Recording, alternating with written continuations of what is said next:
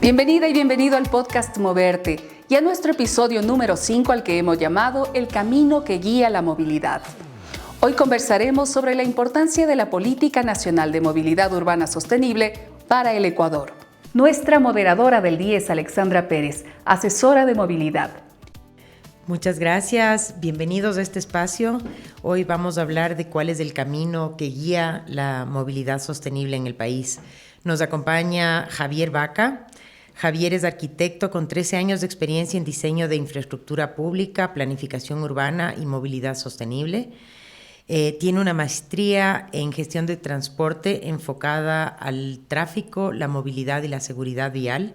Actualmente trabaja en la Dirección Nacional de Transporte Terrestre y Seguridad Vial del Ministerio de Infraestructura y Transporte, donde aporta al desarrollo de políticas públicas y estrategias para el sector. Además, se desempeña como docente en las áreas de transporte y gestión de tránsito. También nos acompaña Sebastián Arias, es ingeniero en transporte y especialista en movilidad con más de 10 años de experiencia en AB Consultores. Cuenta con una maestría en urbanismo y ha participado en el desarrollo de planes de movilidad, políticas públicas en diversos proyectos relacionados con el transporte público, no solo en Ecuador, sino en otros países de la región. Además, en sistemas de cable, micromovilidad, integración tarifaria, tráfico y vialidad. Bienvenidos los dos, bienvenido Sebastián. Me gustaría empezar, Sebastián, ustedes participaron en la elaboración y el desarrollo de la Política Nacional de Movilidad Urbana Sostenible. ¿Cómo regula esta política la implementación de estrategias y medidas de movilidad sostenible en el Ecuador? ¿Y cuál es el principal objetivo que tiene la política y a qué grupos involucra? Gracias, Alex. Gracias por la invitación. En la política de movilidad urbana sostenible del Ecuador hay que entenderla desde su concepto, ¿no? Es una política pública. Básicamente es una postura de cómo el Estado va a intervenir en los problemas ya identificados en la movilidad. Muchas personas asocian la política pública como un paraguas normativo. Un paraguas normativo en el cual se pueden establecer líneas de acción para que las municipalidades puedan emprender ciertas acciones en favor a la sostenibilidad de la movilidad. Y en ese sentido es imprescindible que se tenga un concepto de qué es la movilidad sostenible. Y hemos conversado contigo en algunas ocasiones de que todavía estamos muy verdes en movilidad sostenible, todavía ni siquiera teníamos hasta la creación de la política una definición como Estado de qué era la sostenibilidad en la movilidad. Cuando preguntábamos a unas agencias nos daban una definición, cuando preguntábamos a la ANT nos daba otra definición y las municipalidades tenían otras definiciones. Entonces, una de las claves es, primero, tener un consenso de qué es la movilidad sostenible. Si partimos desde ahí, podemos saber cuáles van a ser los objetivos y las líneas de acción que debemos tomar para cada una de las ciudades. Porque acuérdate, Alex, que si bien el Ecuador es un país pequeño, súper diverso y tenemos diferentes características de una ciudad a otra. Tenemos 2 ciudades grandes que son Quito y Guayaquil, pero tenemos como 11 ciudades intermedias que van desde el 1.000.000 de habitantes hasta los 200.000 habitantes que está metido Cuenca, Ambato, Riobamba, Machala, etc. Y de ahí tenemos más de 190 ciudades que son pequeñas. Entonces, son distintos contextos, son distintas problemáticas, pero a eso debemos llegar. Entonces, la política de movilidad urbana sostenible sí es un paraguas, pero también representa un paraguas normativo, pero también representa lineamientos para cada una de estas ciudades. Gracias Sebastián. Efectivamente creo que el desarrollo de la Política Nacional de Movilidad Urbana Sostenible implicó unos acuerdos básicos entre instituciones del sector público del gobierno central, así como también el trabajo con los municipios del país. Y como tú bien estableces, definitivamente es un acuerdo normativo que engloba, que hace de paraguas para establecer los lineamientos que como Estado ecuatoriano en los distintos niveles de gobierno deben acordarse para su implementación. Y ahí, Javier, quisiera preguntarte con este preámbulo, ¿qué esfuerzos desde el año 2023 que se publicó la política ha venido desarrollando el MIT para la implementación de la política? Claro, Alexandra, qué gusto y muchas gracias por la invitación a estar aquí en este podcast. Efectivamente, los esfuerzos dentro del Ministerio de Infraestructura y Transporte que se están realizando y se lo están llevando a cabo es eventualmente considerar a los gobiernos autónomos descentralizados, trabajar interinstitucionalmente en dar conocimiento sobre esta política nacional de movilidad urbana sostenible. ¿En qué sentido? No solamente a gobiernos autónomos grandes, sino de todas las ciudades, grandes, intermedias, medianas, pequeñas incluso. ¿Por qué? Porque, como bien decía Santiago, este es un marco normativo que engloba muchísimo lo que es la movilidad sostenible. Y esto nos permite realizar y dar unas guías a los gobiernos autónomos. ¿Para qué? Para que a través de esta política se realice una planificación adecuada y aterricen estas políticas públicas a planes de movilidad. El Estado, como Estado, da los lineamientos para ejercer este tema de movilidad urbana sostenible, gracias a ahora ya que tenemos esta política nacional de movilidad urbana sostenible. Y exhortamos también a los municipios que dentro de la medida también incluso se sumen a que esta política sea acogida y aterrice ya territorialmente en planes de movilidad urbana sostenible, tratando y enfocando siempre a movernos a través de pronto incentivar el ámbito de la movilidad activa, de elementos activos como son bicicletas, son el caminar. Es importante también conocer y saber esto porque a través del ministerio, como te digo, se trabaja conjuntamente con los GATS para que aterrice esta política pública de movilidad urbana sostenible en los GATS. Gracias, Javier. Definitivamente creo que desde su creación en el año 2023, su promulgación, el Ministerio en ese momento de Transporte y Obras Públicas, hoy de Infraestructura y Transporte, ha hecho muchos esfuerzos por la difusión de esta política, tanto en instituciones del gobierno central como a los municipios y también, por qué no decirlo, a la ciudadanía, que juega un rol fundamental de apropiación de esta política. Y Sebastián, la política tiene como dos grandes ejes o aristas. Uno es la parte de la electromovilidad y la otra es la parte de la movilidad activa. ¿Qué tan factible ves tú la aplicación en la práctica en las ciudades? Es decir, las ciudades tienen por competencias que hacer, y ya lo decía también Javier, sus planes de movilidad. En la actual circunstancia, ¿qué le haría falta para que esos planes que desarrollan hoy por hoy las ciudades tengan un enfoque de mayor sostenibilidad? Esa es súper buena pregunta y sabes que ese fue un reto, el reto de elaborar la política pública. Como te digo, la política pública es una definición como Estado, ¿no es cierto?, o una postura de hacia dónde queremos llegar.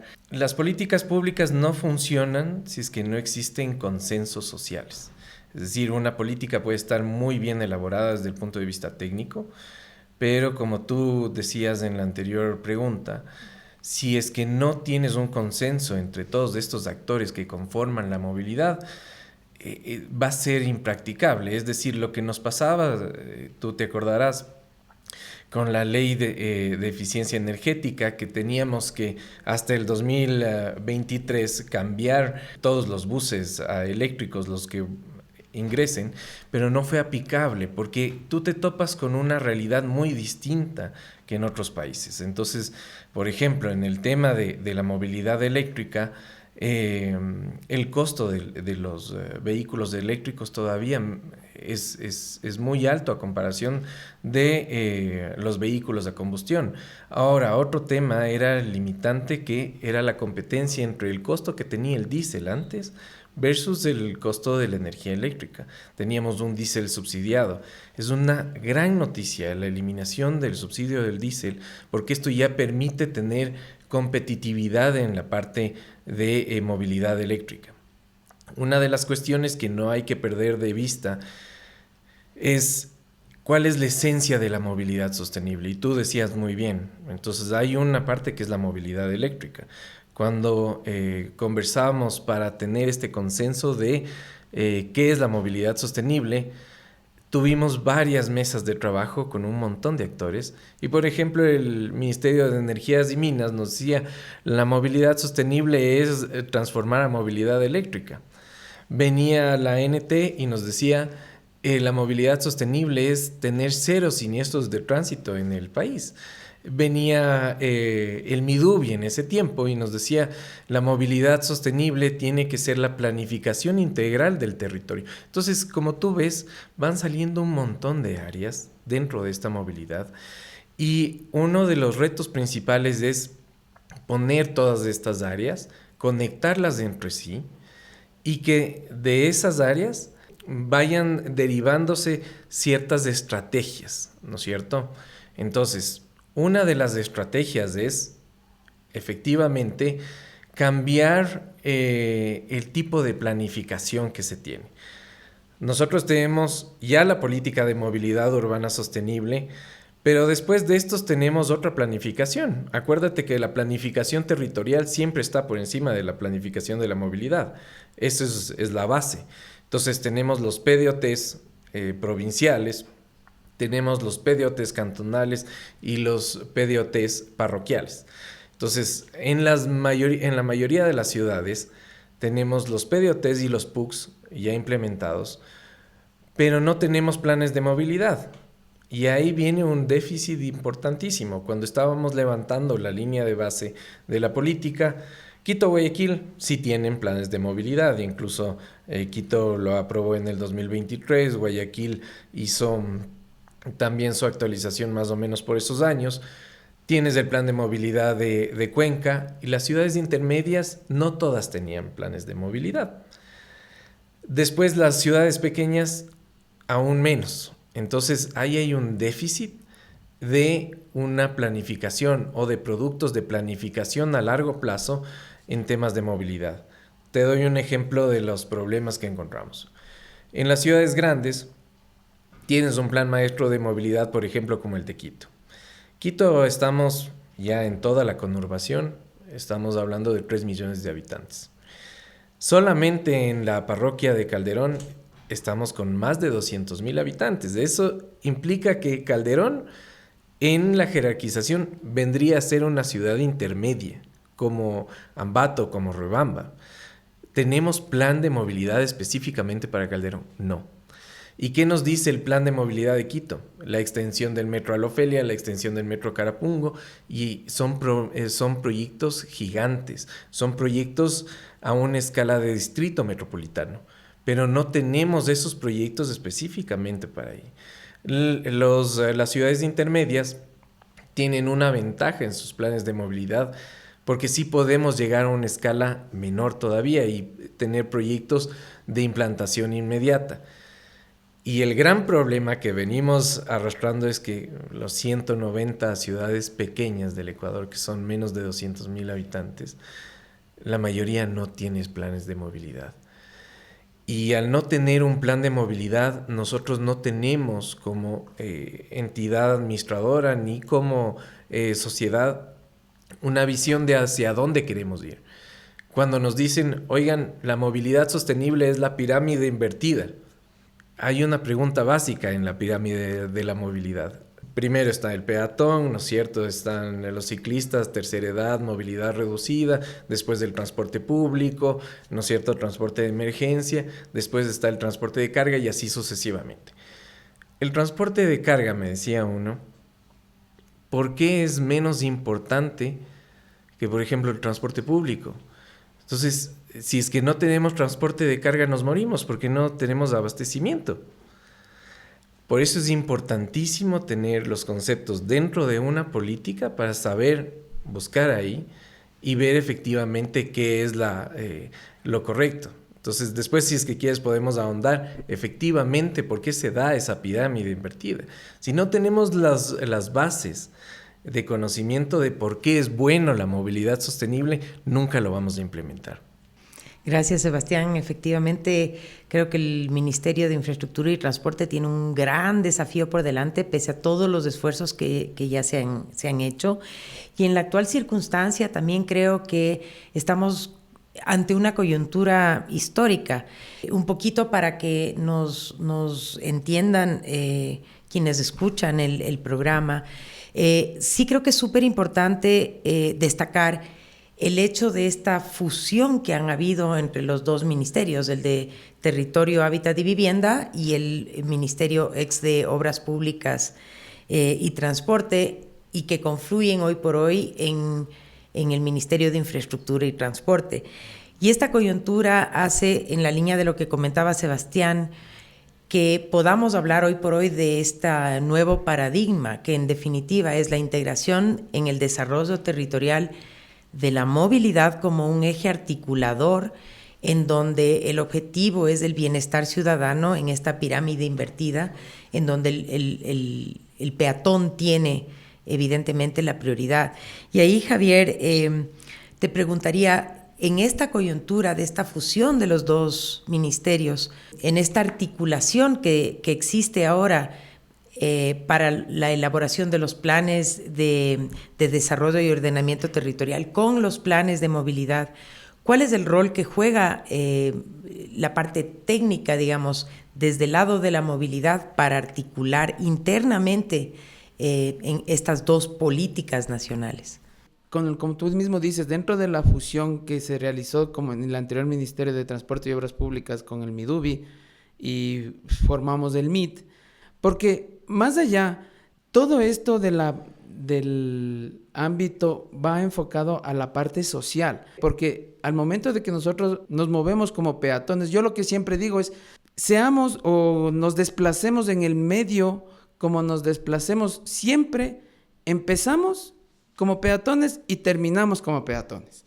Y es por ello que el peatón a través está dentro de la pirámide como la prioridad de tratar de solventar y tratar de cuidar cómo se mueve y cómo va articulado con la fusión de esta Secretaría de Hábitat.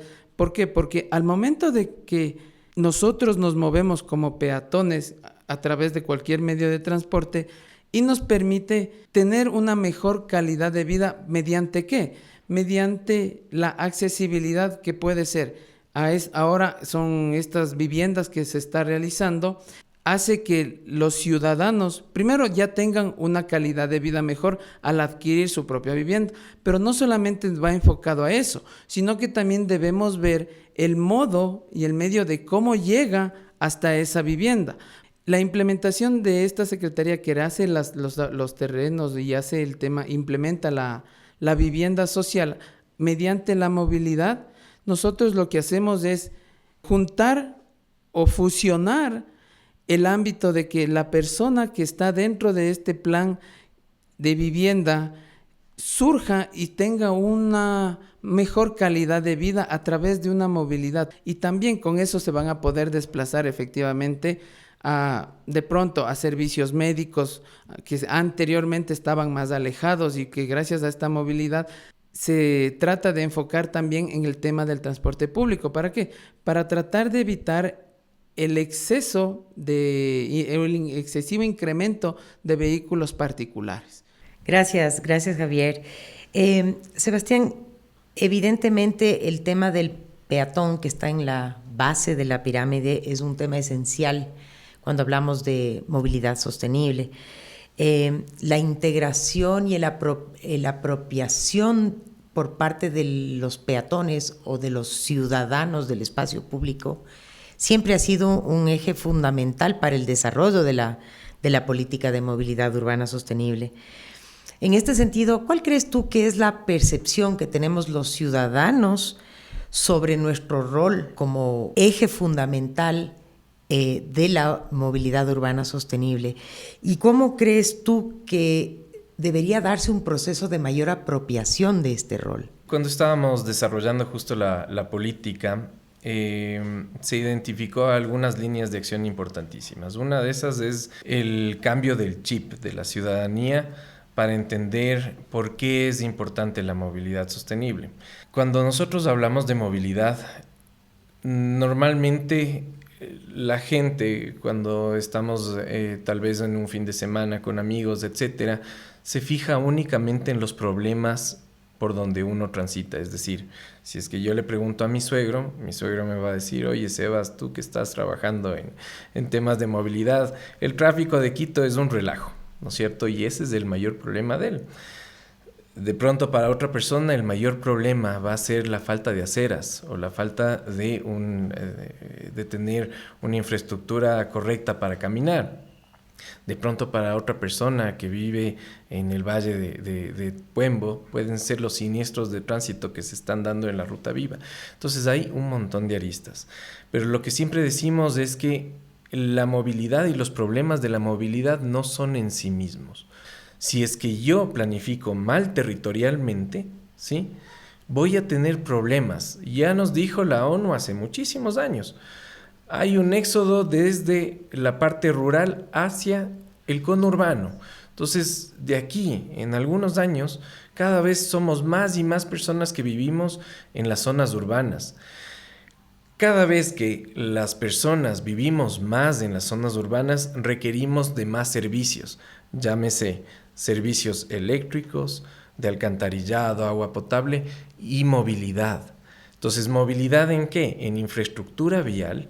Necesitamos transporte público, necesitamos buenas veredas, etc. Entonces hay una mayor demanda y nosotros, en teoría, como administración pública, deberíamos dar una mayor oferta para al menos equiparar el servicio que ya tenemos ahora.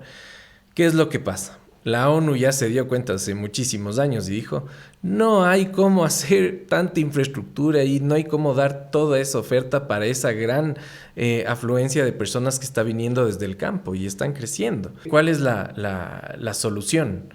Dicen: no vamos a construir en las zonas urbanas mucho más infraestructura de la que existe. Debemos racionalizar su uso. Y entonces, desde el punto de vista de los peatones, obviamente cada vez hay más gente que, por ejemplo, trata de adquirir sus viviendas o arrendar sus viviendas cerca del lugar de trabajo. Nosotros hicimos en la empresa unas encuestas en Cumbayá hace ya un par de años y nos dábamos cuenta que, por ejemplo, Cumbayá ya no es la ciudad dormitorio que se tenía en mente, que era básicamente la gente vivía en Cumbayá y subía a Quito para trabajar. No, el 42% de las personas nos mencionaba que hacía ya sea su trabajo o estudio dentro de Cumbayá. Entonces ahí vienen los conceptos de centralidades, ¿no es cierto? Y en cada centralidad ya identificada debemos dar las facilidades para que cualquier modo de movilización tenga las adecuadas características. Llámese peatón, buenas veredas, ¿no es cierto? Correcta infraestructura para seguridad vial y garantizar efectivamente una caminata adecuada. También para los ciclistas, también para las personas con movilidad reducida y así sucesivamente. Entonces, ¿cuál es el rol de cada uno? El rol de cada uno es, primero, hacer un llamado de atención a las autoridades para que exista una correcta planificación territorial y que exista una correcta oferta, tomando en cuenta de que no vamos a poder satisfacer a todos los modos de transporte. ¿Sí? Porque no vamos a poder dar una mayor oferta de infraestructura vial y demás. Gracias Sebas. Como para terminar, Javier, me gustaría hacerte una última consulta, ¿no? Ya se ha dicho, evidentemente, finalmente el peatón es el ciudadano y la política a través de todos sus ejes. Habíamos hablado de la movilidad activa, de la movilidad eléctrica y también el tema de la seguridad vial, la apropiación del espacio público, que en definitiva lo que pretende es que como país podamos reducir emisiones, podamos mejorar la calidad de aire y por lo tanto podamos mejorar la salud pública y que en consecuencia los ciudadanos tengan una mejor calidad de vida teniendo sus trabajos, sus escuelas, salud más cercana a donde vive. Pero esto requiere evidentemente de un proceso de articulación permanente al interior del ministerio en esta nueva coyuntura que tenemos, con otras instituciones del sector público, gobierno central, una articulación importante con los gobiernos autónomos descentralizados. El ministerio participa de algunos espacios de articulación, la mesa de electromovilidad, la mesa de movilidad sostenible del Comité Interinstitucional de Cambio Climático.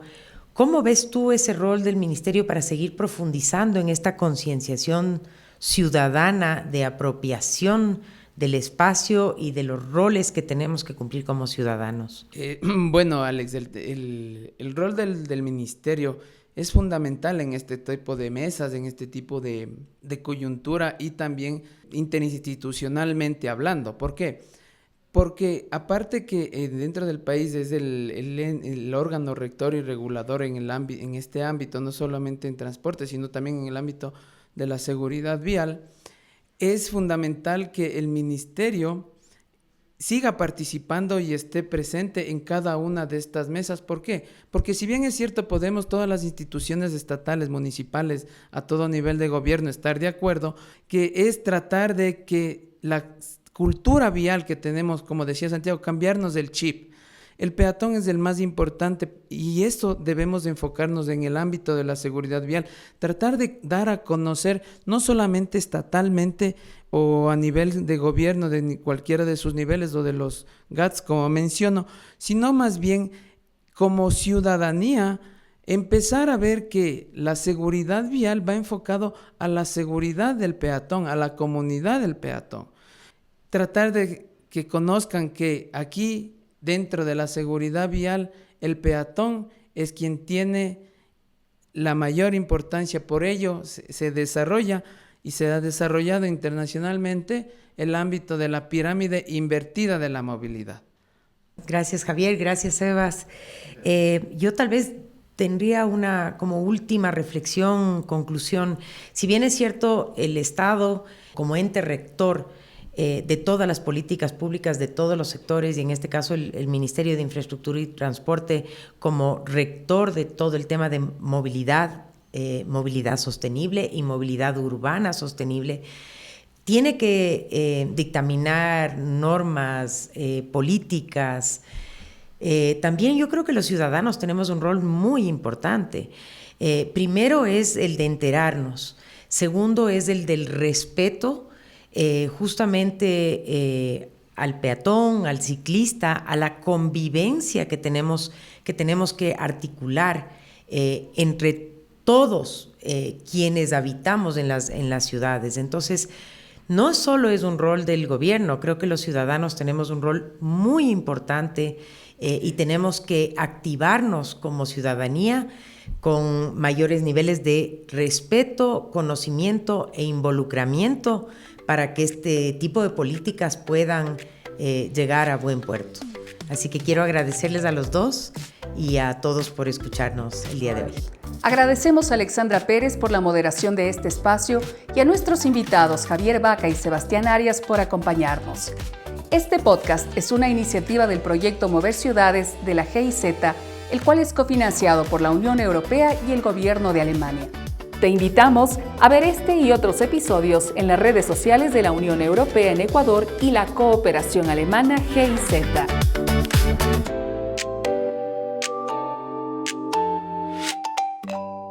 Mover